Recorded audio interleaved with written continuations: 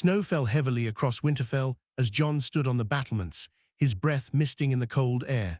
The wind whipped through his hair, and the banners of House Stark flapped violently, yet nothing could shake the feeling that everything had changed.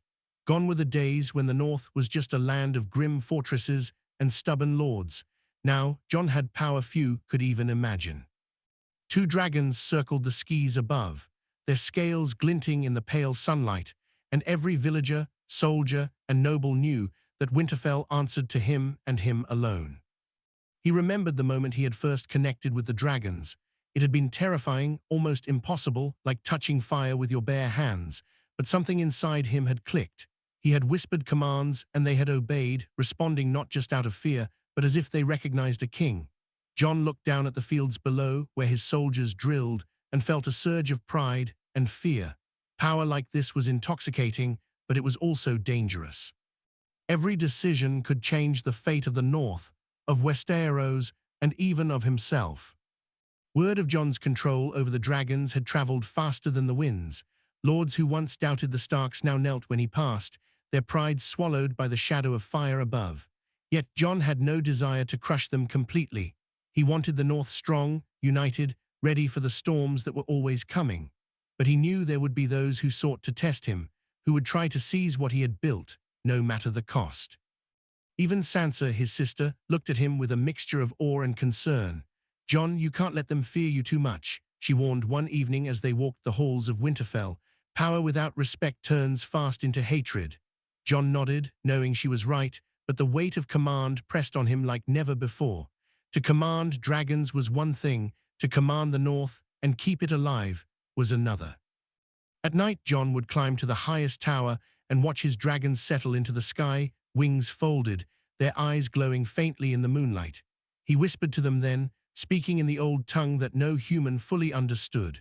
And they answered, nudging closer, their warmth a strange comfort against the endless cold. In these quiet moments, Jon felt both invincible and alone. And he knew it was only the beginning. Winter was coming, as it always did, but now the North had fire to meet ice. Jon's enemies might think they could challenge him, but the dragons and the loyalty of his people would make them think twice. Somewhere beyond the wall, whispers of the Night King's army still lingered, but Jon felt different this time. He was ready, not just as a soldier, but as a leader who could command beasts and men alike. The world below him trembled with potential. A single choice, a single command, and everything could change. Jon Snow, once the bastard of Winterfell, was no longer just a boy of the North. He was its master. The news of Jon's control over the dragons spread like wildfire across Westeros. From the Stone Sea in the east to the stormy shores of Dawn in the south, whispers traveled through the castles and taverns alike. Lords who once scoffed at the Starks now trembled at the idea of confronting Winterfell. Some sent envoys, bearing gifts and pledges of loyalty, while others quietly plotted rebellion, unwilling to bow to man who wielded fire itself. Jon had always known power was a dangerous thing, but he had not imagined the scale of fear it would inspire. Even the small folk looked at him differently. Children would point to the sky, shouting Dragon Master, as he rode past on horseback, his cloak whipping behind him. Farmers left bread and ale at the gates as offerings, hopping to curry favor with their new ruler. Jon accepted none of it, though he didn't forbid it either. He understood fear and respect were not the same, and he needed both to hold the North together.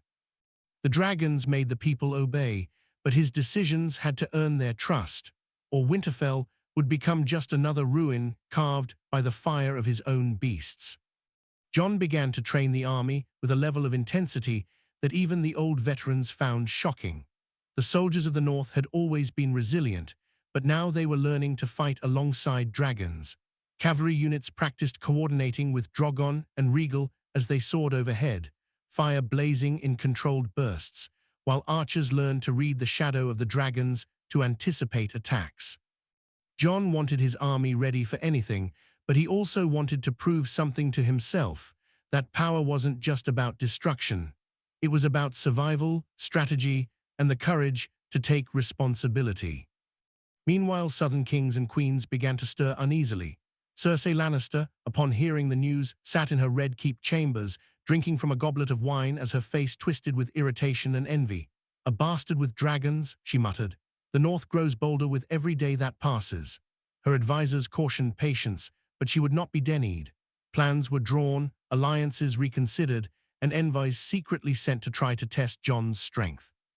But each attempt to intimidate him failed, or rather, it succeeded in showing the world that the North was no longer a land to be trifled with.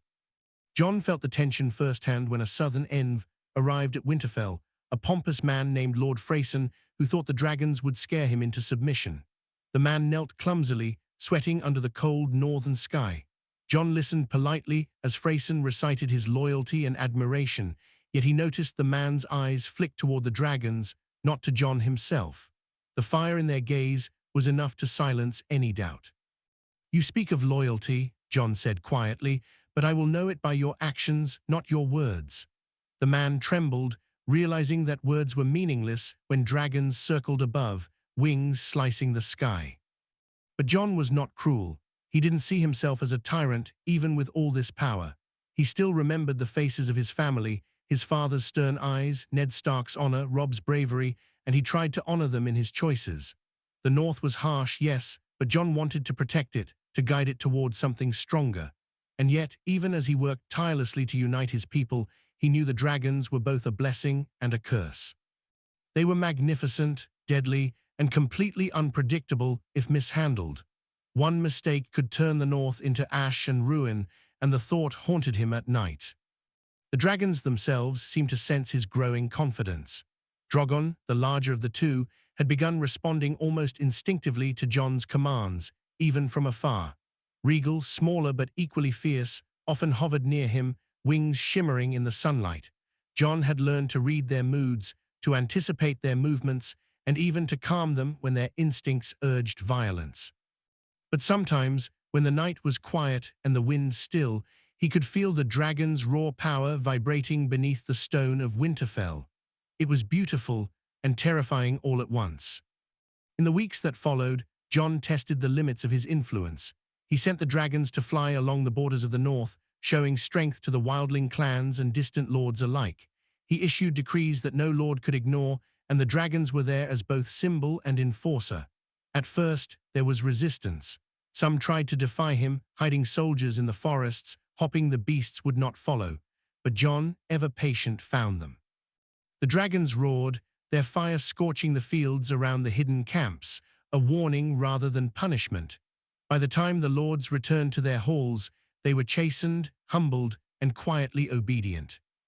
Yet despite all this, Jon could not ignore the whispers from beyond the wall. The Night King and his army of the dead still lingered, a shadow over the North that no dragon could easily burn away. Jon knew that controlling the North and dragons was one thing, but defeating an enemy that did not fear death required something more. He spent long nights poring over maps, talking to his commanders, and even considering old legends of magic and ancient powers. It was clear that Westeros had changed, but the war for survival had not ended. Even within Winterfell, cracks began to appear. Some northern lords grumbled quietly about Jon's methods, about the dragons, and about the rapid shift in power. Sansa reminded him gently that the North valued tradition, that too much change too fast could breed resentment. Jon nodded, aware that she was right, but he also understood that hesitation could cost lives. He had to balance respect and fear, diplomacy and strength, if he wanted to ensure that the North remained free and strong. And so he walked the line carefully, always watching, always calculating, with dragons in the sky and Winterfell at his back. Jon had grown restless. Winterfell, once a place of defense and survival, now felt like a cage built from stone and loyalty. Even with the dragons circling above, a sense of unease gnawed at him. He had seen the fear in the eyes of southern lords, and he knew some were plotting behind closed doors. Cersei's cunning mind, coupled with the ambitions of other kingdoms, meant that the North's strength would soon be tested, not by winter, not by wildlings, but by men who craved power. Jon had always known his decisions would matter, but never had he felt the weight of the world so heavily pressing down on his shoulders. He decided it was time to make a show of strength, but not recklessness. Jon summoned the northern lords to Winterfell's great hall, the dragons roosting ominously outside, their glowing eyes visible through the tall windows. The lords arrived with uneasy expressions, some bowing quickly, others lingering in hesitation. Jon stood at the head of the hall, his cloak heavy on his shoulders, his gaze steady. "The North is no longer the land you once knew," he began, voice echoing through the stone walls. "We have fire that answers to me, and an army that will not falter. Any who wish to challenge the North will face consequences they cannot survive." Murmurs spread through the hall. Some lords shifted uncomfortably, realizing that Jon's power was absolute, that dragons were not just a weapon but a symbol of unstoppable authority. "We serve because we must," one old lord whispered to his neighbor. Another muttered, "A bastard commands what kings have dreamed of, yet he holds the North stronger than any Stark before him." Jon's eyes swept over them, reading the unease. He didn't need blind loyalty, he needed obedience tempered with respect. It was a delicate balance, and he knew he had only begun to learn it. The days that followed, Jon began deploying his dragons beyond the North's borders. He sent Drogon and Rhaegal to patrol key passes along the Neck, signaling to the Riverlands and beyond that Winterfell's reach extended further than anyone had imagined. At first, the southern kingdoms did not react. Then came the envoys, flustered and fearful, bearing messages from kings and queens who once believed themselves untouchable. "We mean no harm," they wrote. "We seek only peace and understanding." Jon read each carefully, recognizing the fear beneath their words. They did not see a man, they saw a force of nature, and nature did not forgive. Still, Jon tried diplomacy. He sent letters proposing trade, alliances, and mutual defense. Some rulers accepted, motivated less by goodwill than by fear of dragon fire. Others ignored his messages, thinking they could outwit the North. Jon allowed himself only a faint smile. Intelligence and patience were weapons as sharp as dragon fire. He knew that when the moment came, he would strike decisively, but not yet. Timing was everything, and he could not afford a misstep. Even as he negotiated and displayed power, Jon did not forget the North itself. He worked to strengthen Winterfell's walls, repair roads, and ensure food supplies for the harsh winters that still came. His people admired him not just for the dragons, but for the leadership and care he showed.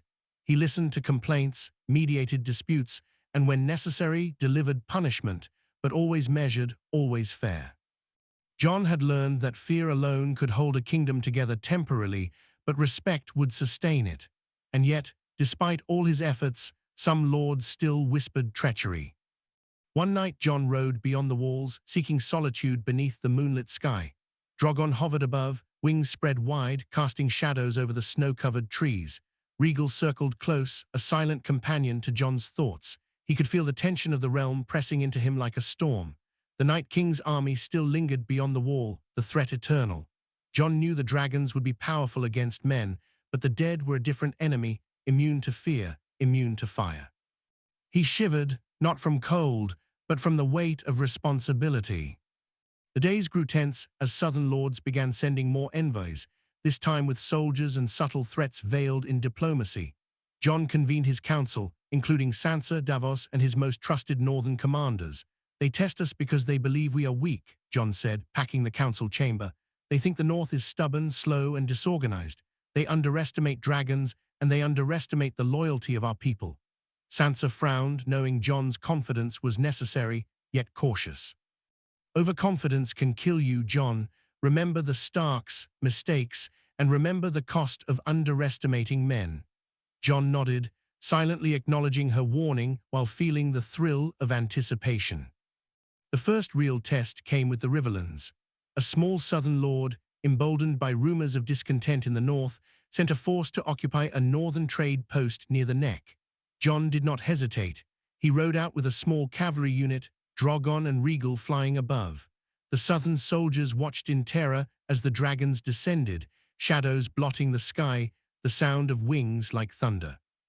Jon commanded the dragons to land strategically, forcing the invaders into retreat without a single life lost among the northern defenders. Word of the event spread immediately, solidifying Jon's reputation as both merciful and unstoppable. But not all victories were so clean. Some lords, motivated by fear rather than loyalty, began plotting in secret. Jon sensed it in the glances of men at Winterfell's council, in the hushed conversations that fell silent whenever he entered a room. He could not act blindly. He needed proof, patience, and cunning. He began sending spies disguised as traders and travelers to southern castles, gathering information on the schemes forming against him.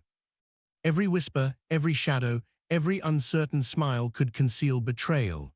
Jon realized that ruling with dragons required more than force. It demanded vigilance, intelligence, and constant calculation. Through all this, Jon remained aware of the Night King looming beyond the wall. The Southern Kingdom's machinations were dangerous, yes, but the undead were relentless. Jon could not ignore them any longer. He began planning a northern campaign unlike anything Westeros had ever seen. Dragons would patrol, scouts would monitor the wall, and the army would train tirelessly. He sought the counsel of maesters and wildlings alike, studying legends of ancient powers, magical weapons, and forgotten strategies. Jon was determined to face the Night King on his own terms, with fire, steel, and cunning as his allies. Even in the midst of plotting, training, and diplomacy, Jon found moments of quiet with his dragons. At night, he would climb to the battlements and watch them soar in the moonlight, their scales shimmering like living embers. He whispered to them, feeling a bond that went beyond control, something almost sacred. Drogon nudged him with his massive head, while Rhaegal circled, wings brushing the cold wind. These moments reminded Jon why he had accepted this impossible path. Dragons were not just weapons, they were partners, companions, and symbols of the North's unbreakable strength. And so the North waited, tense and alert, under the shadow of its new ruler and the wings of dragons. Jon Snow, once a bastard boy of Winterfell, had become a figure of legend, ruler, commander, and dragon master. But the storms of Westeros had only just begun, and the choices he made in the coming days would shape the fate of the North, the dragons, and perhaps all of Westeros itself. Winterfell had never felt so alive, and yet so fragile. The banners of House Stark waved proudly in the wind, but beneath the surface, tension simmered. Jon knew that the Southern Lords were watching, waiting for a misstep to exploit. Intelligence reports had confirmed rumors. Cersei was mobilizing forces quietly, while other ambitious lords plotted alliances to challenge his authority. The North had dragons, yes, but dragons alone could not secure loyalty. Jon had to act decisively, to show both strength and cunning, before the kingdom fractured from within. He summoned his council once more, convening them in the great hall with a map of Westeros spread across a long wooden table. Sansa, ever vigilant, pointed to the territories of the Riverlands and the Vale. "They will test us soon," she said, her eyes sharp. "And when they do, we cannot rely solely on fire. We need strategy, alliances, and a show of calculated power." Jon nodded, understanding the truth in her words. The dragons were fearsome, yes, but Westeros was built on politics as much as it was on strength. He had to navigate both, or the North itself could crumble under pressure. Jon decided the first move would be to strike subtly. He sent Drogon and Rhaegal to fly along the southern borders at dawn, their shadows stretching over the countryside like omens. Villages and castles alike reported sightings of the dragons, and panic spread quickly among southern forces. Jon did not order them to attack, yet, but the message was clear. Winterfell commanded the skies, and the North could respond in fire and fury if provoked. Lords who had once laughed at the idea of a northern bastard with dragons now whispered prayers, uncertain of what fate awaited them. Meanwhile, Jon worked to strengthen internal alliances. He called lords from distant parts of the North and offered them positions of influence, responsibilities that tied their fates directly to Winterfell. Those who remained loyal were rewarded with lands, titles, and the protection of his dragons. Jon understood the delicate balance of reward and fear. Too much punishment would breed resentment, and too much leniency would invite rebellion. Every decision became a test, every word a calculated move in a game where stakes were life and death. The first real confrontation came when Lord Harroway, a minor southern lord, attempted to seize a strategic northern bridge with a small army. Jon had expected such challenges, and he responded with precision. He rode at dawn, leading a battalion of northern cavalry while Drogon and Rhaegal circled above. The southern forces saw the dragons first, their massive wings blotting out the morning sun, and hesitation spread like wildfire. Jon's soldiers advanced, while the dragons unleashed controlled blasts of fire, forcing the enemy to retreat without a single northern life lost. Jon felt a strange satisfaction, victory without needless bloodshed, but he also knew this was only the beginning. Cersei's response came quickly. She sent envoys demanding a parley, flanked by knights and warships. Jon received them in Winterfell's great hall, the dragons resting outside, their eyes glowing faintly in the shadows. "I have heard your words," Jon said, calm but commanding, "and I have heard your threats. The North is no longer a land to be intimidated. We will not bow to fear, nor to empty promises. Choose your next steps wisely." The southern envoys left, shaken and silent, and Jon knew Cersei had underestimated him. The North's power had changed the political landscape of Westeros permanently. But as Jon solidified his rule in the North, whispers of dissent continued to surface. Some lords complained quietly about the dragons, claiming that such creatures belonged to legends, not politics. Others were unsettled by Jon's methods, arguing that fear, even tempered with fairness, was a dangerous foundation for leadership. Jon listened carefully, weighing each concern. He could not allow internal divisions to weaken the North, especially not with the Night King waiting beyond the wall. The dragons were a symbol of strength, yes, but true power came from unity, from loyalty earned as much as obedience demanded. Night Jon often rode to the highest tower of Winterfell to speak with the dragons. Drogon landed with a ground-shaking thud, smoke curling from his nostrils, while Rhaegal hovered gracefully nearby. Jon placed a hand on Drogon's massive skull, feeling the warmth beneath the scales, and whispered words only they could understand. He felt the bond between them deepening, a connection that went beyond control. The dragons trusted him, relied on him, and in return, he drew strength from their presence. It was a power few men in Westeros had ever known, and Jon understood its responsibility. One misstep could destroy everything he had built. The political tension reached its peak when multiple southern lords, including some from the Riverlands and the Reach, joined forces to challenge Winterfell directly. Jon's intelligence network had uncovered their plans, giving him the advantage. He did not act impulsively. Instead, he lured their forces into a narrow valley outside the north, where the terrain favored him and the dragons. The army of southern lords entered, confident in numbers and strategy, unaware that their movements were being watched from the skis.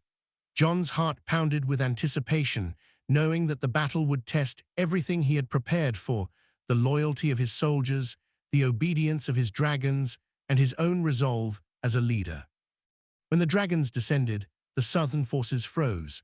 Drogon's roar shattered the morning silence, wings beating like thunder, and Rhaegal unleashed a controlled blaze along the valley edges, cutting off escape routes without harming his soldiers.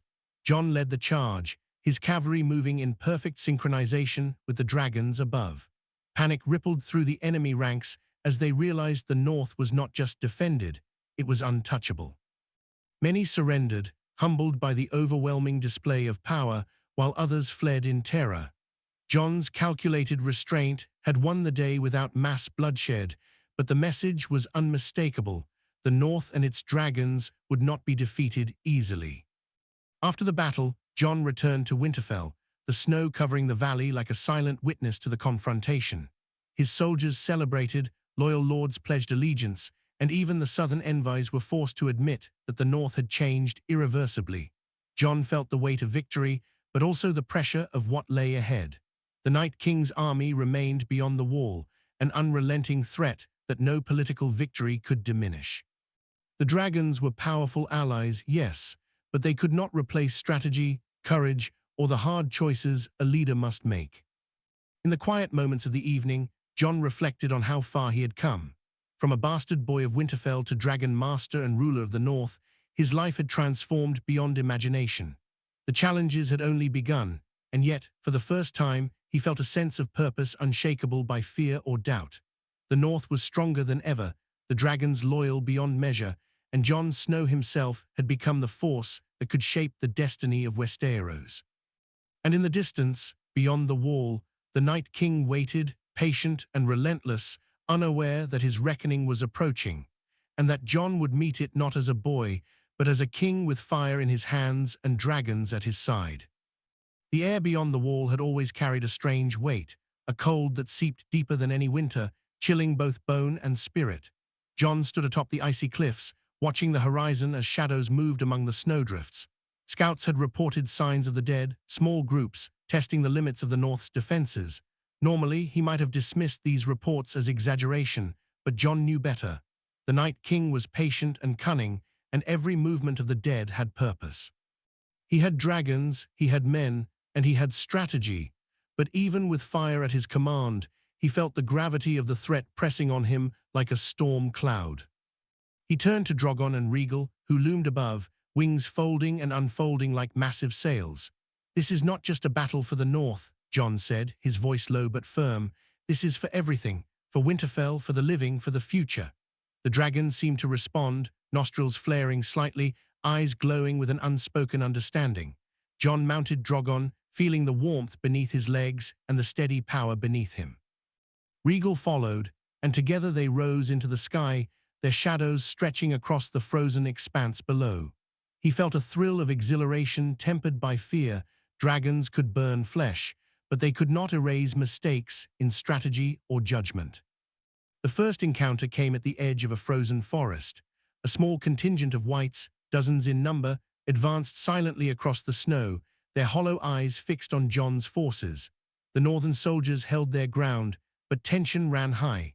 Jon landed Drogon and Rhaegal strategically on the hilltops, commanding them with subtle gestures, teaching the men below to anticipate the dragons' movements. When the first white approached the trees, Drogon exhaled a controlled stream of fire, burning a swath of ice and snow while sparing the forest. The whites screamed in eerie, hollow ways as the flames struck, and Jon felt the thrill of victory, but he knew this was only a test. The Night King would not attack in weakness. As the whites advanced, Jon noticed a change in their behavior. They moved with purpose, circling his forces, probing for weaknesses. It was the Night King's way. He tested first, measured the enemy's strength before committing fully. Jon adjusted his strategy, sending cavalry units to flank while signaling the dragons to maintain height and visibility. He realized that his control over the dragons gave him an unprecedented advantage. No army in Westeros, or beyond, had faced such power combined with human leadership. Yet he also understood that overconfidence could be fatal. One wrong command, and the dragons could burn his own men, or worse. Alert the Night King to vulnerabilities. The battle escalated when the Night King himself appeared, riding an undead dragon that circled above like a dark storm cloud. Its wings beat with a cold that seemed to sap the warmth from the air, and its eyes glowed with unnatural intelligence. Jon felt a chill run through him, a fear unlike any he had known, but he did not falter. "Drogon, Rhaegal," he commanded, voice steady despite the dread in his chest. "We face our true enemy. Protect the North, protect the living."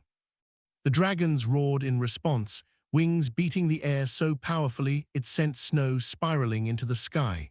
Jon led the charge, and the battle began in earnest. Dragons clashed above the battlefield, fire against ice, heat against cold.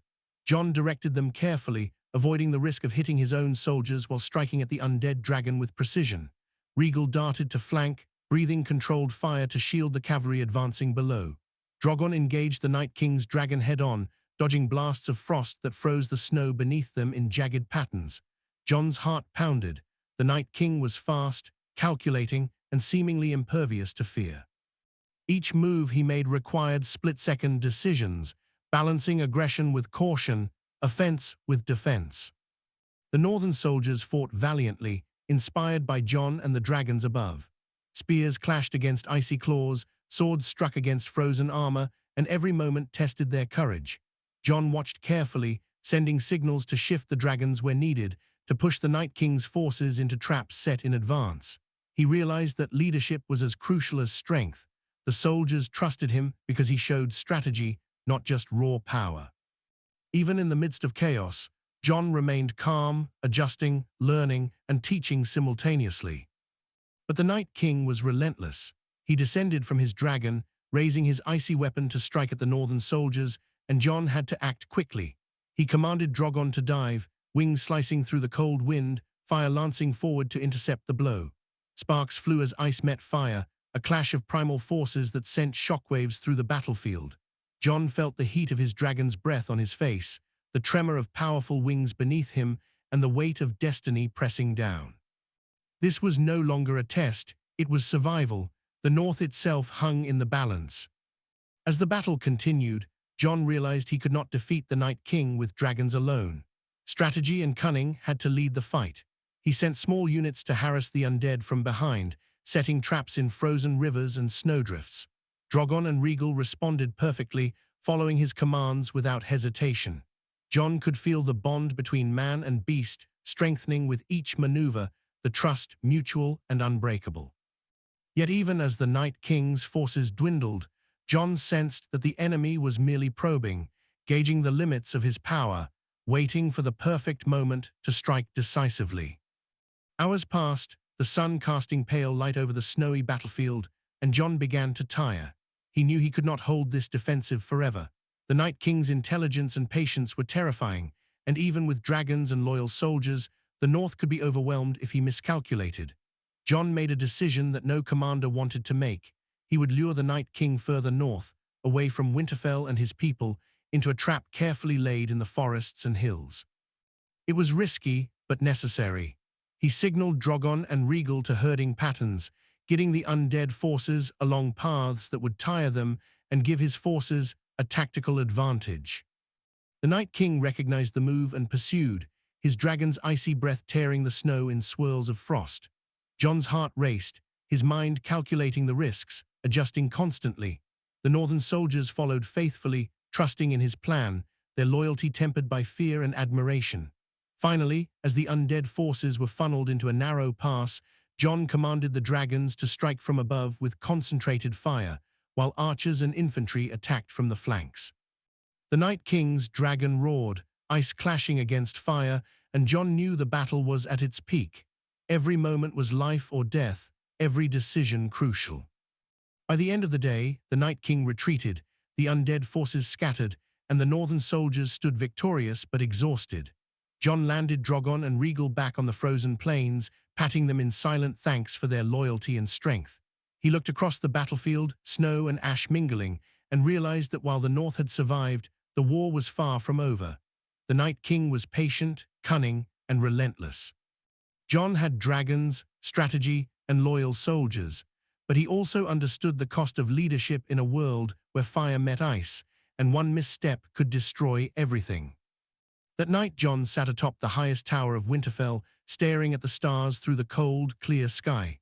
Drogon and Rhaegal circled above, their scales shimmering in moonlight, wings slicing the air silently.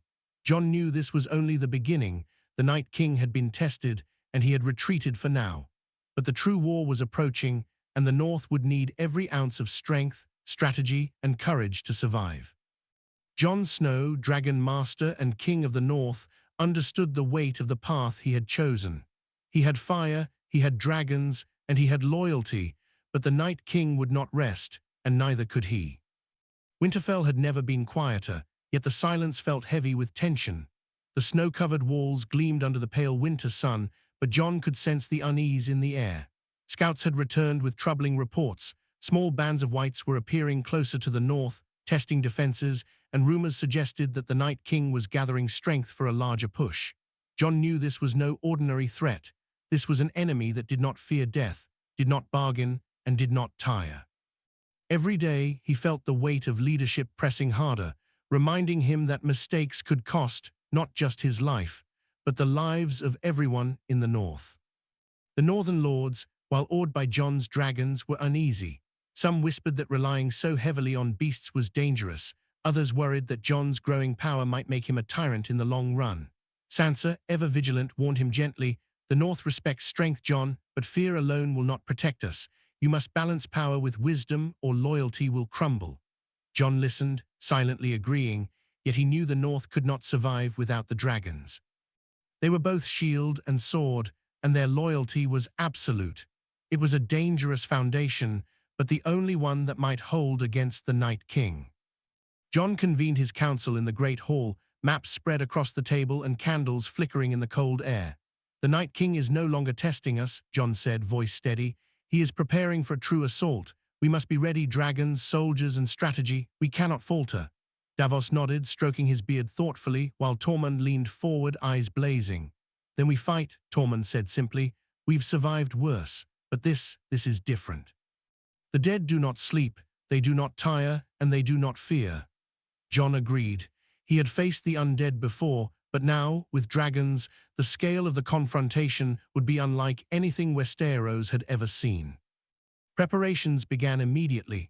Soldiers trained relentlessly, learning to coordinate with the dragons in combat.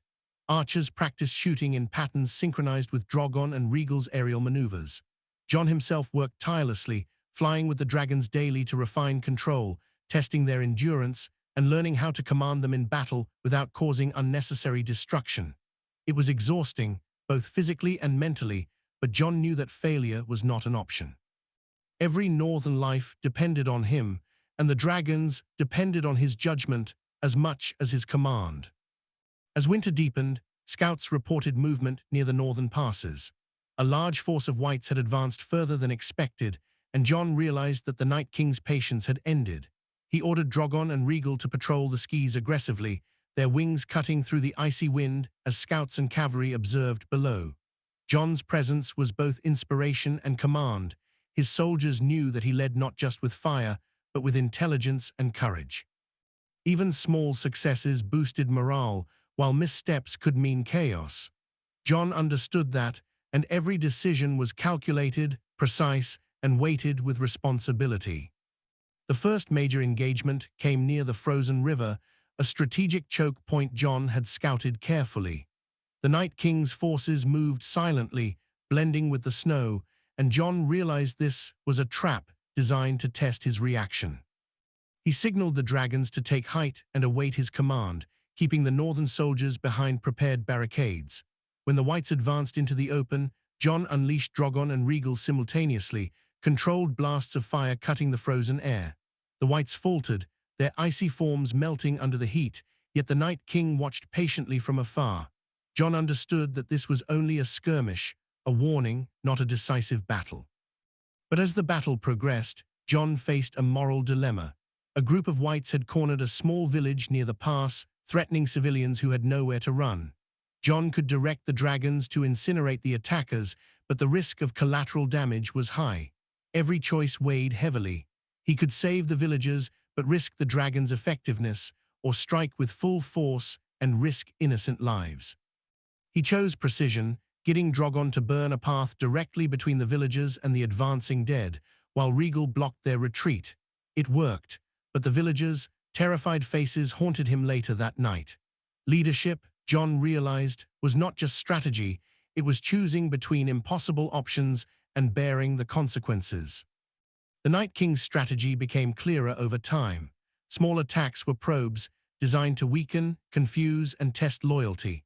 Jon responded by increasing coordination between dragons and soldiers, teaching units to anticipate threats and react to aerial maneuvers. The North began to move as one, a living force synchronized with the dragons above. Still, Jon knew the real battle was coming. The Night King would not simply retreat forever. He would strike with full force, and the North had to be ready. Every day of training, every skirmish, and every calculated use of dragon fire built toward that inevitable confrontation. Even as Jon focused on preparation, cracks appeared among the northern lords. Some worried that reliance on dragons would create dependency, that Jon's growing power might overshadow tradition. Others questioned his decisions in small skirmishes, claiming he risked lives unnecessarily. Jon listened carefully but did not act rashly. He needed the Lord's support to survive, but he also understood that some would always oppose him, no matter his intentions. Balancing respect, fear, and loyalty became an ongoing challenge, one as complex as any battle strategy. Jon spent many nights in solitude, atop Winterfell's tallest tower, observing the dragons as they circled above. He spoke to them quietly, feeling a bond that went beyond control. Drogon would nuzzle him, and Rhaegal would hover closely, wings brushing the frigid air. These moments reminded Jon why he had accepted the impossible path of command. The dragons were not just weapons, they were companions, partners, and living symbols of the North's strength. Without their loyalty, the North would be vulnerable. With it, Jon felt he could face any threat, even the Night King himself. As the weeks passed, the Night King escalated attacks. Larger forces of whites began appearing near key northern passes, testing defenses with coordinated strategies. Jon responded with increasing precision, using the dragons to guide, protect, and strike with surgical efficiency. Villages were evacuated strategically, supply lines reinforced, and soldiers trained tirelessly. Jon's leadership, once tempered by fear and inexperience, had evolved into something formidable, a combination of fire, strategy, and unwavering resolve. Still, he knew that the ultimate test had not yet arrived. The Night King would bring everything he had, and the North would be forced to endure like never before. And so Jon prepared, night after night, watching the stars, feeling the cold wind of winter, and trusting in his dragons, his soldiers, and himself. The North had survived this far, but survival alone was not enough. To defeat the Night King, Jon would need to embrace every aspect of his power, every ounce of his courage, and every connection he had forged with the living, and with the dragons that carried the fate of the North on their wings. Winterfell shivered under a sky heavy with dark clouds. The snow fell in thick sheets, but it was not the chill that hung over the North, it was the sense of impending doom. Scouts had returned with horrifying reports. The Night King was advancing, his army of whites growing in number, moving with purpose and terrifying precision. Jon Snow stood on the battlements, watching the horizon as shadows stretched across the snow like veins of death. He felt a mixture of fear, determination, and unyielding responsibility. The North had survived before, but nothing would prepare them for what was coming. Jon climbed onto Drogon's back, Rhaegal following close behind, and felt the familiar warmth of the dragons beneath him. They were more than weapons, they were extensions of his will, partners in a struggle against death itself. Jon took a deep breath, surveying the land below. The Northern army was ready, yet he knew that numbers alone would not win this battle. Coordination, strategy, and precise use of dragon fire would decide the fate of the North. Every soldier, every villager, every loyal lord depended on him, and failure was not an option. The first wave of whites approached under the cover of a heavy snowstorm. Their numbers seemed endless, moving like a river of ice and shadow, their eyes glowing faintly in the dim light. Jon gave his orders calmly but firmly, his voice carrying over the howling wind. Archers lined the walls, infantry held choke points, and the dragons took to the sky, circling above with deadly grace. Drogon unleashed controlled blasts of fire along the front lines, driving back the initial wave without harming northern soldiers, while Rhaegal circled to intercept those attempting to flank from the forests. The Night King was testing them, probing for weaknesses, and Jon knew it. Hours passed as the battle raged. The whites were relentless, advancing through snowdrifts and over frozen rivers with uncanny coordination.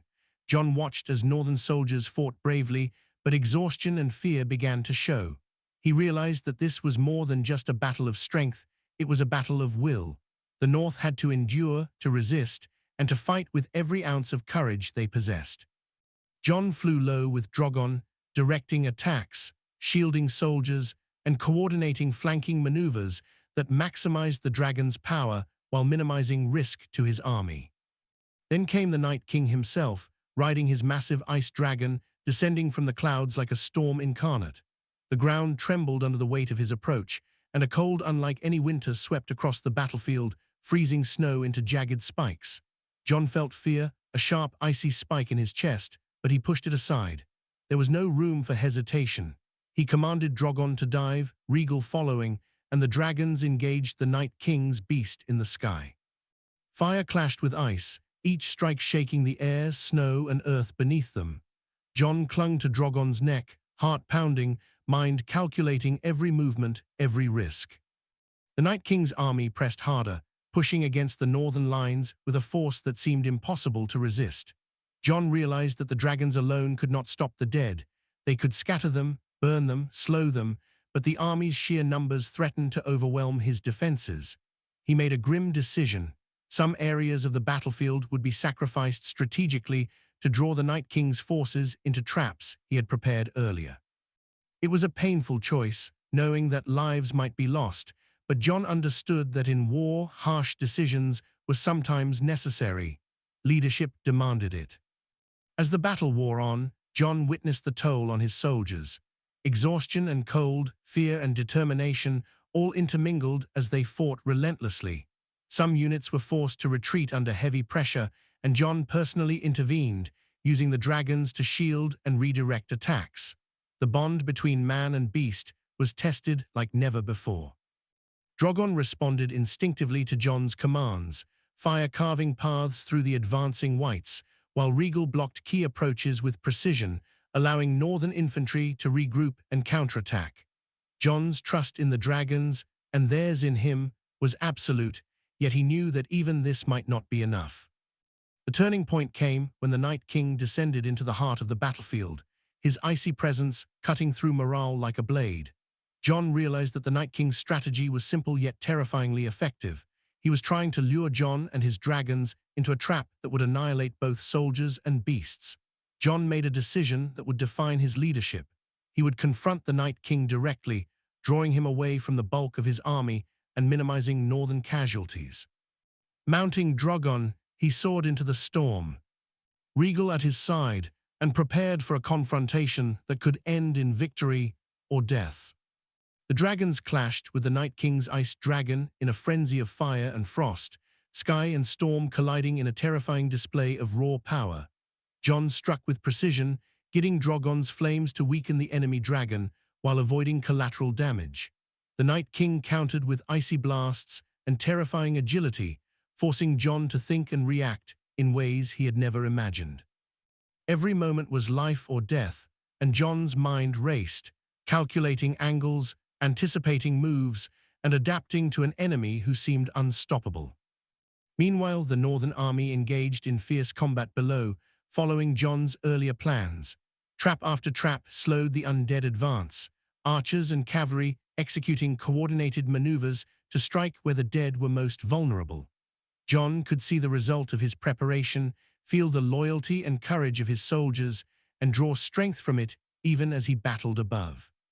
Yet every glance toward the horizon reminded him that the Night King's army was vast, and every moment spent in the sky was a gamble.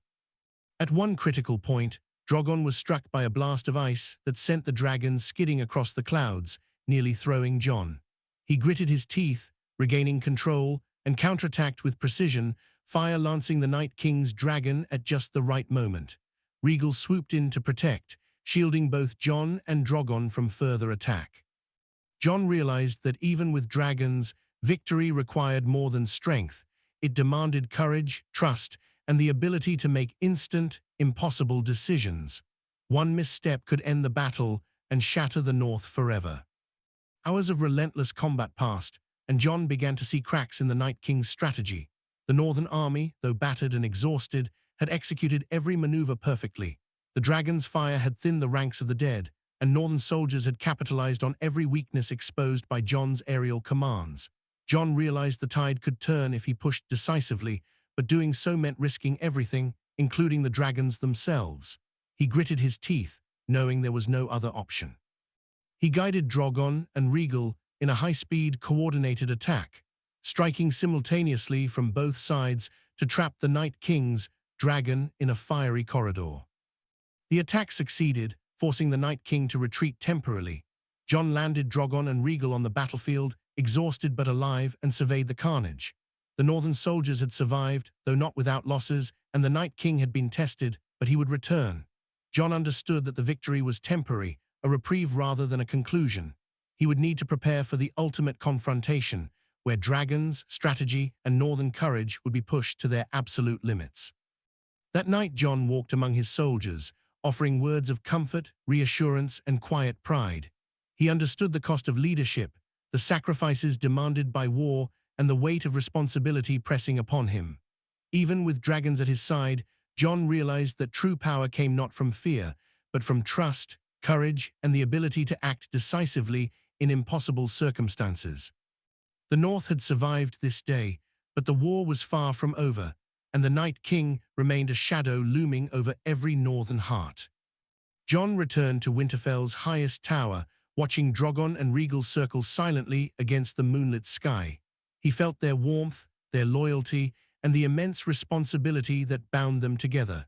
The Night King had tested him, and Jon had passed, but he knew that greater trials were coming. The North would endure, and Jon Snow, Dragon Master and King of the North, would stand against whatever darkness approached, even if it demanded everything he had, including the lives of those he loved and the dragons that had become extensions of his soul. The North had grown quiet after the first confrontation with the Night King, but Jon Snow knew better than to mistake silence for safety. The wind carried a bitter cold that seemed to slice through the walls of Winterfell, and scouts returned daily with grim reports of movement beyond the wall. The Night King had retreated for now, but his patience was unnerving. Every snowdrift, every shadow of trees, seemed to hide 1,000 unseen eyes. Jon stood on the battlements, cloak flapping in the icy wind, and felt the weight of command pressing down harder than ever. He had dragons, soldiers, and allies, but every day he faced a question he could not avoid. Could the North survive the storm that was coming? Drogon circled high above, scales glinting in the weak northern sun, while Rhaegal hovered closer, restless and watchful. Jon climbed onto Drogon's back, feeling the familiar heat and pulse beneath him. Flying alongside the dragons had become both a solace and a responsibility. He trusted them completely, and they trusted him. Below, the soldiers drilled, the northern banners snapping in the wind. Jon knew their courage was strong, but he also understood that even bravery could falter in the face of relentless death. The Night King was not like any enemy Westeros had faced, and every preparation, every strategy had to be perfect. Jon began to increase reconnaissance beyond the wall. Small units of northern cavalry, guided by scouts and wildlings who knew the terrain, moved cautiously into the snowy wastes. Drogon and Rhaegal flew overhead, observing, signaling with low roars and wing movements that only Jon could interpret. The dragon's presence alone kept smaller bands of whites at bay, but Jon knew it was not enough. He needed intelligence, knowledge of the Night King's movements, and a way to anticipate his attacks. Every patrol became a delicate dance between caution and necessity, between survival and discovery. Meanwhile, in Winterfell, tensions simmered among the northern lords. Some were awed by Jon's dragons and victories, but others whispered doubts. Dragons can be controlled today, but what of tomorrow? One lord muttered in the shadows of the great hall, power like that is dangerous, even in the hands of a Stark. Sansa noticed the unrest and spoke to Jon quietly. You've done more than any Stark could have imagined, but loyalty is fragile. Fear can unite them temporarily, but trust is what holds the North together. Jon nodded, knowing she was right. He could command dragons, but he could not command hearts or minds. Leadership required both, and the North demanded both if it was to endure the coming trials. Jon spent days in consultation with his council, planning strategies for multiple scenarios. He studied maps of passes, valleys, and frozen rivers, imagining how the Night King might strike next. Davos offered practical advice on supply lines and logistics, while Tormund shared insights from his knowledge of the far north and wildling tactics. Every discussion sharpened Jon's understanding of the challenges ahead. The North was strong, but its enemies were relentless, and he could not afford complacency. Then came news of another advance. This time, a band of whites had attacked a northern village along the shivering river. Jon acted immediately, riding Drogon and Rhaegal to the site. Smoke rose from the burning outskirts, and terrified villagers fled as dragons descended, fire and wings forming a barrier against the undead. Jon coordinated with his commanders to evacuate civilians, while dragons cut off the attacking whites. The operation was precise, but Jon could feel the danger increasing. The Night King was testing more than Winterfell now. He was probing the strength and resilience of every part of the North. The northern soldiers had begun to adapt to fighting alongside dragons, moving in coordinated patterns that maximized their effectiveness while minimizing risk. Jon watched with grim satisfaction as infantry and archers executed maneuvers he had drilled tirelessly, the dragons above providing both offense and protection. Still, he knew that every victory, no matter how precise, came at a cost. Each encounter drained men, morale, and resources. Jon understood that the true test had yet to come. The Night King would not strike in small skirmishes forever. He would return with full force, and when he did, Jon would need every ounce of strategy, courage, and firepower at his disposal. One evening, Jon stood atop Winterfell's tallest tower, watching the dragons circle the sky as the northern sun dipped below the horizon. He could feel their restlessness, their anticipation of what was to come. They were more than allies, they were extensions of his will, creatures who relied on his judgment as much as he relied on their power. Jon whispered to them, words in a language long forgotten, and they responded with gentle nudges and low roars. The bond was unspoken, yet absolute. and Jon knew that without it, the North would be vulnerable. As winter deepened, Jon also had to consider the political landscape. Southern kingdoms remained uneasy, sending envoys with veiled threats and subtle bribes, attempting to manipulate the North's focus. Jon refused most overtures but allowed negotiations when they did not interfere with preparations against the Night King. He understood that Westeros was a game of politics as much as it was a war of survival. Alliances had to be maintained, loyalties secured, and threats neutralized, not just with fire, but with intelligence and foresight. Even his dragons could not solve every problem. Jon also spent time training personally with the Northern soldiers, teaching them to anticipate dragon maneuvers, coordinate attacks, and maintain morale under stress. He knew the army's cohesion was as critical as firepower. Units that moved without trust or understanding could crumble under pressure, even with dragons above them. Jon's presence inspired loyalty, but it also tested endurance. Each drill, each simulated battle, prepared them for the larger confrontation that he knew was coming. The North had to be ready in body, mind, and spirit. Despite preparations, Jon could not shake the feeling of dread. The Night King was patient, methodical, and intelligent. He had seen firsthand the power of the dragons, yet he retreated only temporarily. Jon suspected that the Night King's next move would be unprecedented, a strike designed to break both morale and strategy simultaneously. Jon's mind raced as he considered every possibility, every outcome, and every contingency. He realized that survival depended not just on dragons or soldiers, but on his ability to predict an enemy who did not act like any man. One night Jon rode with Drogon and Rhaegal to the northern cliffs, overlooking the vast stretches beyond the wall. The wind tore at his cloak, the snow strung his face, yet he felt clarity in the cold. The Night King's approach was inevitable, and every decision he made from this point would define not just the survival of the North, but the legacy of the dragons under his command. He whispered to Drogon, guiding the massive creature through icy gusts, and Rhaegal followed with near-perfect synchronization. The bond was unbreakable, yet Jon knew that even dragons had limits, and the Night King would test them mercilessly. Jon returned to Winterfell, reviewing maps, sending scouts, and preparing the Northern Army for rapid deployment. Supplies were stockpiled, defenses strengthened, and soldiers trained to respond to threats anywhere along the borders. Jon knew that the North could not afford to be reactive. They had to anticipate, to act decisively, and to survive under pressure that would crush lesser leaders. The Night King's return was inevitable, and Jon's preparation had to be flawless. Even in moments of quiet, Jon felt the weight of responsibility pressing on him. Winterfell's halls were filled with the echo of dragon wings, the whispers of soldiers, and the tension of impending war. Jon walked through the courtyards, observing his people, feeling their loyalty and fear intertwined. He understood that the North's survival depended not just on dragons or strategy, but on the trust and courage of every man and woman who looked to him for leadership. One misstep could shatter everything he had built. The Night King's approach, though unseen, felt imminent. Scouts reported strange movements in the snow, the unnatural silence of the undead waiting for the perfect moment to strike. Jon studied the horizon, riding Drogon above the walls to gain perspective. He realized that the coming confrontation would test every skill he had learned, every decision he had made, and every ounce of courage he possessed. The North had dragons, fire, and loyalty, but would it be enough to face an enemy who did not fear death and whose patience seemed infinite?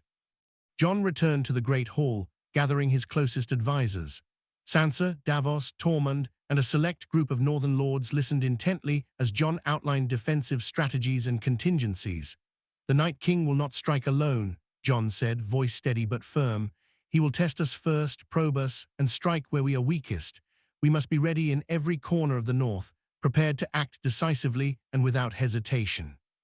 The council nodded, understanding the gravity of the situation. The dragon's presence was reassuring, but Jon knew it would not guarantee victory. Every life depended on careful planning, courage, and unity. And so the North waited, tense and vigilant, under the shadow of dragons and the looming threat of the Night King. Jon Snow, Dragon Master and King of the North, prepared for the storm that was coming, knowing that every choice, every command, and every moment would shape the fate of Westeros. The battle had begun, not with fire or ice, but with the quiet tension of anticipation, the patient preparation for a war that would test dragons, soldiers, and the very heart of the North itself. The North had grown restless under the shadow of winter and the looming threat of the Night King. Snow fell in uneven sheets, wind gusting across the plains and carrying an icy chill that seemed to penetrate both body and soul. Jon Snow rode along the outer walls of Winterfell, mounted on Drogon, feeling the power beneath him and the responsibility pressing heavier than any weight he had ever borne. Scouts had returned with reports that the Night King's forces were moving faster than expected, probing new passes, testing defenses, and striking isolated villages. Every day the undead advanced, and every day Jon's patience was tested. He climbed higher into the sky with Drogon and Rhaegal circling nearby, their scales gleaming faintly in the pale light of the winter sun. From above, the land stretched out in a frozen expanse, forests, rivers, and villages coated in white. Jon felt a mixture of fear and exhilaration. The dragons were a symbol of unmatched power, yet he knew that even their flames could not guarantee victory. Every decision mattered, every maneuver could mean life or death, and the Night King was patient, infinitely patient. His enemies' movements were calculated, methodical, and terrifyingly precise. Jon understood that he could not simply react. He had to anticipate, plan, and outthink a force that did not think like a human. Jon returned to Winterfell, convening his council once more in the Great Hall. Sansa, Davos, and Tormund listened as Jon spread maps across the table, tracing possible routes of attack and marking areas where the undead might strike. "They will not hit directly at Winterfell first," Jon said, voice steady, though the tension in the room was palpable. "They will strike where we are weakest, hoping to spread panic. We need scouts in every forest, at every river crossing, and traps along every pass. The Night King is patient, but he is also ruthless. He will test our endurance before attempting a decisive strike." The council agreed, and preparations intensified. Northern soldiers drilled daily, moving in tandem with dragons to learn coordinated attacks, cover flanks, and protect key positions. Archers practiced firing in patterns timed with dragon maneuvers, while cavalry units ran drills to anticipate enemy advances. Jon joined them, teaching strategies learned from previous encounters, guiding soldiers personally, and reinforcing the importance of precision under pressure. The North was being shaped into a force unlike any Westeros had seen, a fusion of human courage and dragon fire, but Jon knew the Night King's patience would be relentless. Days later, scouts returned with alarming news. A large contingent of whites had crossed farther south than anticipated, attacking supply lines and burning isolated settlements. Jon immediately mounted Drogon, Rhaegal following, and rode toward the skirmish. Snow swirled around them as they approached, villagers fleeing and northern soldiers attempting to hold the line. Jon coordinated carefully, directing Drogon to create a defensive perimeter with controlled blasts of fire, while Rhaegal targeted advancing whites, attempting to flank. Soldiers adapted to the dragon's presence, moving in sync to maximize the effectiveness of every strike. The engagement escalated as Jon realized the Night King was closer than anyone had anticipated. A chilling wind swept across the battlefield, freezing the snow into jagged shards and slowing movement. Jon felt the presence of the Night King, though he could not see him yet. The air itself seemed heavier, darker. He signaled the dragons to intensify their vigilance, scanning every ridge, every tree line. The Night King was testing the north again, but this time with more force and coordination. Jon understood that a full assault was imminent and that he had to act decisively to prevent catastrophe. He devised a plan that required splitting his forces strategically. Drogon and Rhaegal would engage the largest threats directly, drawing attention and fire, while northern infantry and cavalry attacked from flanks and rear positions. Archers would target key undead formations, and small units would strike supply lines and reinforcements. Jon rode high above the battlefield, directing every move with precise commands, feeling the dragons' movements as extensions of his own will. The bond he had forged with them proved invaluable, allowing him to anticipate threats and coordinate maneuvers impossible for ordinary commanders. As the first waves of the Night King's forces descended, Jon felt the magnitude of the threat pressing down. Whites moved with terrifying coordination, relentless in their advance. Fires from the dragons carved paths through the icy landscape, melting snow and ice, scattering undead, but Jon knew it was only a matter of time before they regrouped. The soldiers below fought valiantly, but exhaustion began to show. Jon realized that while dragons provided overwhelming power, human endurance and morale could falter if tested continuously. Leadership demanded not just command, but inspiration.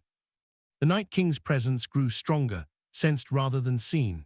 Jon's instincts told him that the enemy was preparing a larger, decisive strike, one that could overwhelm even the dragons if miscalculated. He maneuvered Drogon and Rhaegal to higher ground, allowing them to strike with maximum effect while remaining agile. Every swoop, every breath of fire, was calculated to thin ranks and force the undead into areas where northern soldiers could engage effectively. Jon felt the weight of each decision, understanding that mistakes could cost hundreds of lives or more. Even with the dragons and careful planning, the Night King's tactics revealed his cunning. Some bands of whites attacked supply depots simultaneously, forcing Jon to make split-second decisions about where to deploy the dragons and which areas to protect with northern forces. He realized that survival required not just brute force, but anticipation, intuition, and an understanding of the Night King's pattern of attacks. Every engagement was a test, every skirmish a microcosm of the larger war that was building. Amid the chaos, Jon noticed a smaller, faster group of whites maneuvering toward an isolated village to the north. He could not ignore them. Civilians depended on his intervention. He directed Rhaegal to strike ahead, clearing the path, while Drogon stayed above, ready to intercept reinforcements. Jon's soldiers moved swiftly, covering the flanks and guiding villagers to safety. The coordination worked, but Jon felt the emotional weight of command. Even when victories were achieved, the cost, fear, exhaustion, and the looming threat of the Night King remained ever-present. By the time the sun dipped low on the horizon, Jon and his dragons had driven off multiple waves of attackers, but the Night King's strategy had become clear. This was only the beginning. He was testing endurance, probing for weaknesses, and preparing for a massive strike that would not just challenge soldiers or dragons, but the very spirit of the North. Jon realized that patience, vigilance, and unyielding determination would be required for every day to come. He could not rest. Every second of hesitation could be exploited. As Jon returned to Winterfell, the dragons circling high above, he called another council. Sansa, Davos, and the lords listened intently as Jon outlined new strategies for rapid deployment, enhanced scouting, and continued coordination between dragons and ground forces. He emphasized flexibility, anticipating that the Night King would not attack predictably. "He will try to divide us," Jon said, voice firm. "We must act as one, dragons, soldiers, and civilians alike. The North survives because we fight together, but our strength must not blind us to the patience required.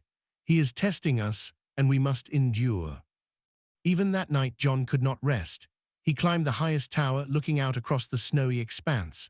Drogon and Rhaegal circled above silently, their eyes glowing faintly in the moonlight. Jon felt the weight of the coming storm, the Night King's relentless patience, and the burden of command pressing on his shoulders. He knew the North was strong, the dragons were loyal, and the soldiers brave, but he also knew that the true test was yet to come. Every decision, every command, and every moment of vigilance would shape the outcome of a war that could engulf Westeros entirely. Jon's thoughts lingered on the delicate balance he maintained: dragons for power, soldiers for loyalty, and strategy for survival. The Night King's movements were calculated, methodical, and terrifyingly patient. He would strike again, and when he did, Jon would need every ounce of strength, skill, and courage to withstand the assault. The North had endured countless winters, and Jon Snow, Dragon Master, was determined that this one, the deadliest of all, would not break them. The winter wind howled across the walls of Winterfell, carrying the faint, distant sounds of movement beyond the horizon. Jon could feel it in his bones. The Night King was preparing, and his patience was running out. Jon mounted Drogon once more, Rhaegal following closely, and rose into the stormy sky. The North was ready, or as ready as it could be, and Jon knew that soon the Night King's reckoning would arrive. The dragons were with him, the soldiers were loyal, and the North's heart was strong. But the ultimate confrontation was approaching, testing every skill, every bond, and every ounce of courage Jon had to give. The North braced itself for the final storm. Snow swirled violently across Winterfell's battlements, carrying a silence that felt heavier than any roar of dragons or clashing of swords. Jon Snow stood atop the highest tower, Drogon and Rhaegal circling above, their immense wings cutting through the grey sky. Scouts had reported massive movements of the Night King's army, the dead advancing like a tide, relentless, intelligent, and terrifyingly patient. The time for preparation was over. Every plan, every strategy, every drill had led to this moment. Jon knew the outcome would depend on courage, coordination, and the fire of dragons that now embodied the fate of the North. As the Night King descended upon the fields beyond Winterfell, the sky darkened with icy clouds. The first wave of white struck, and the Northern army met them with disciplined ferocity, archers firing in perfect synchronization with the dragons' movements, cavalry charging where the flames cleared paths, and infantry holding choke points with unwavering resolve. Drogon unleashed torrents of fire along the frozen ground, carving wide swathes through the undead ranks, while Rhaegal swooped to intercept flanking maneuvers. Jon felt the immense power beneath him, but he knew even dragons were not invincible. Every decision had to be precise. One misstep could cost hundreds of lives, and possibly the dragons themselves. The Night King appeared in the center of the battlefield, riding his massive ice dragon. Its wings beat like storms, and its icy breath froze everything it touched. Jon felt a chill unlike any winter. The dead around him moved with precision, guided by their master. He knew that to survive, he could not simply fight. He had to outthink, outmaneuver, and strike decisively. Jon dove Drogon into the fray, Rhaegal following, fire clashing against ice as the two dragons battled the Night King's beast in the sky. Every strike was calculated, every movement a balance of aggression and survival. Jon could feel the dragon's strength beneath him, their trust in him absolute, and he drew courage from it even as the battle reached a terrifying crescendo. On the ground, Northern soldiers fought valiantly, coordinated and inspired by Jon's leadership. Trap after trap slowed the undead tide, fire and steel cutting down the Night King's army with methodical precision. Yet the sheer numbers of the dead pressed forward, relentless. Jon realized that victory required more than strength. It required a moment of bold, calculated risk. He signaled Drogon and Rhaegal for a final maneuver, a simultaneous dive from both sides to drive the Night King's forces into a narrow valley, while the Northern army blocked the escape. The dragons obeyed without hesitation, moving as extensions of Jon's will. The plan worked, but not without cost. Whites fell in droves, Northern soldiers fought fiercely, and the Night King's dragon howled in fury as it became trapped in the valley below. Jon seized the moment, getting Drogon close while Rhaegal cut off the flanks. Fire roared from both dragons, melting ice and snow, and Jon knew that this was the decisive strike. The Night King's army wavered, their perfect coordination broken by the combination of dragon fire, strategy, and the unbreakable will of the North. With a final, thunderous blast of flame, Drogon and Rhaegal struck the Night King directly, shattering the ice that encased his dragon and forcing him to descend to the ground. Jon landed atop Drogon's back, drawing his sword, Longclaw glinting in the snowy sunlight. The Night King approached, calm, unstoppable, and terrifyingly certain. Jon's heart pounded, but he did not hesitate. Fire blazed around them, Northern soldiers pressed close, and the two dragons roared, wings beating a rhythm that shook the frozen earth. Jon lunged, striking with precision, his blade connecting in a final, desperate attempt. The Night King countered, icy blows clashing against steel, but Jon's strength, skill, and determination proved stronger. With a final, powerful strike, the Night King shattered, the army of the dead collapsing in waves as the magic sustaining them dissipated. Silence fell over the battlefield, broken only by the soft, exhausted roars of the dragons. Jon dismounted, feeling the cold wind against his face, and looked across the battlefield. Northern soldiers cheered, exhausted but alive. Villages that had been threatened were safe. Drogon and Rhaegal landed beside him, massive and loyal, scales shimmering in the late sunlight. Jon approached them, placing hands on their skulls, and felt a wave of gratitude and relief. The North had survived. Winterfell stood, and the dead had been defeated. But Jon knew this victory came with scars. Losses had been suffered, fear had been endured, and the North would never forget the winter that had tested them all. In the days that followed, Jon worked tirelessly to rebuild, care for the wounded, and restore what had been threatened by the Night King's advance. Northern lords pledged renewed loyalty, inspired by his leadership and the power of the dragons. Villagers returned to their homes, rebuilding lives interrupted by terror and frost. Jon walked among his people, speaking to soldiers, civilians, and allies alike, understanding that leadership was not just about victory in battle. It was about guiding, protecting, and inspiring those who depended on him. At night, Jon often rode to the cliffs beyond Winterfell, Drogon and Rhaegal circling silently above. He stared out toward the horizon, thinking of what had been lost and what had been preserved. The North had endured, dragons had survived, and Jon had proven himself not just as a warrior, but as a leader capable of uniting people, commanding beasts, and facing darkness without faltering. The weight of command remained heavy, but Jon knew he had earned the North's respect and the dragons' loyalty through courage, wisdom, and unwavering resolve. Winterfell returned to a fragile peace, the harsh lessons of the Night King never far from anyone's mind. Jon understood that dragons were powerful, but trust, courage, and unity were what truly saved the North. He spent long nights atop the towers, watching the dragons glide over the snow-covered plains, feeling their strength and intelligence intertwined with his own.